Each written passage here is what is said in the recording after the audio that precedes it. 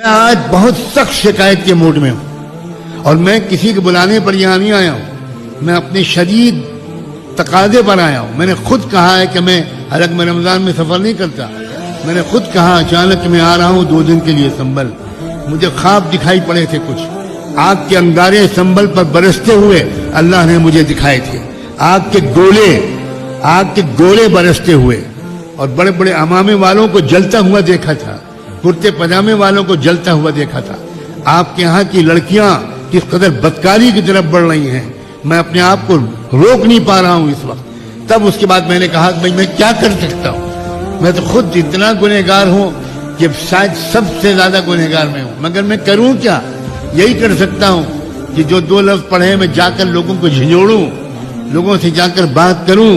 آج میں لطیفے سنانے کے موڈ میں نہیں ہوں. آج میں شعر و شاعری کے موڈ میں نہیں ہوں. شعر و شاعری مجھے آتی بھی نہیں. آج میں کہنے جا رہا ہوں کہ کیا آپ ہمیشہ زندہ رہیں گے؟ مرنا نہیں ہے کبھی. ملک الموت کا سامنا نہیں کرنا ہے. قبر میں نہیں اترنا ہے. رب کے سوالوں کا جواب نہیں دینا ہے. من ربک وما دینک وماذا تقول فی ھذا الرجل. کیا ہو گیا ہے؟ میں بتانا چاہتا ہوں شمالی ہندوستان کی حالت جنوبی ہندوستان سے بہت زیادہ خراب ہوتی جا رہی ہے.